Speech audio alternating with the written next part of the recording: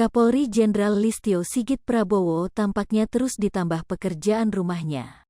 Setelah sukses membongkar kasus pembunuhan yang dilakukan Ferdy Sambo mengungkap kasus judi hingga narkoba. Kini pekerjaan rumah Listio Sigit Prabowo ditambah dengan adanya isu setoran tambang ilegal di tubuh Polri. Bahkan mantan Kabareskrim Komjen Pol, Purn. Ito Sumardi sampai meminta Kapolri Jenderal Listio Sigit Prabowo tegas dalam menangani isu setoran tambang ilegal di tubuh Polri seperti diketahui sebelumnya video pengakuan mantan anggota Polri Ismail Bolong ramai diperbincangkan. Ismail Bolong menyeret nama Kabareskrim Komjen Pol Agus Andrianto terkait hasil tambang ilegal di Kalimantan Timur miliknya, namun ia mencabut pernyataannya soal setoran ke Kabareskrim dan meminta maaf ke Kabareskrim Komjen Agus Andrianto. Ini perlu didalami kemudian dibuktikan fakta-faktanya.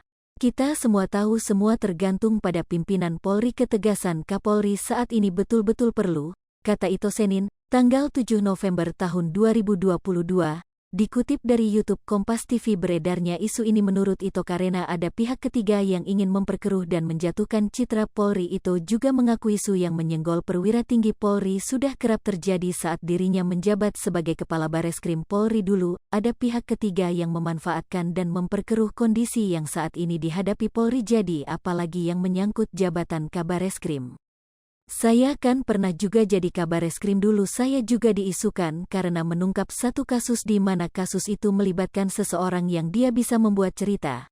Tutur Ito. Lebih lanjut, Ito menyoroti pernyataan Menko Polhukam Mahfud MD terkait pernyataan Ismail Bolong sebelumnya. Mahfud MD menyinggung adanya perang bintang di Polri dalam isu mafia tambang ilegal. Perang bintang yang dimaksud yaitu saling serang para pati Polri terkait dugaan pelanggaran hukum yang dilakukan. Break time sama dengan 0.4S lebih besar dari Ito mengaku tak setuju dengan pernyataan Mahfud MD itu. Menurutnya selama ini Polri justru dalam keadaan solid. Kalau perang bintang itu kan berarti ada kelompok-kelompok dalam Polri ya, tapi kan selama ini kita tahu Polri itu solid.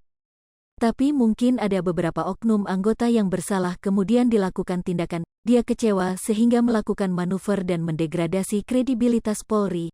Tapi kan itu tidak bisa merepresentasikan kelompok bintang, kata Ito. Diberitakan sebelumnya, video pengakuan mantan polisi yang juga seorang pengusaha itu membuat heboh publik. Dalam pengakuannya, dirinya memperoleh keuntungan sekitar 5 miliar rupiah sampai 10 miliar rupiah setiap bulannya. Kegiatan pengepulan batu bara ilegal di Kalimantan Timur itu disebut dilakukannya atas inisiatif pribadi, bukan perintah dari pimpinan. Ismail mengaku telah berkoordinasi terkait kegiatan tersebut diantaranya dengan Kabareskrim dan telah memberikan uang sebanyak 3 kali, dengan total 6 miliar rupiah. Namun usai video itu viral, Ismail Bolong memberi klarifikasi dan menyeret nama Brigjen Hendra Kurniawan. Saat pembuatan video Februari tahun 2022 lalu itu, ia mengaku dalam tekanan Brigjen Hendra Kurniawan yang saat itu menjabat sebagai Karopaminal Divpropam Polri. Kini kasus mengenai tambang ilegal tersebut dalam proses pemeriksaan Mabes Polri.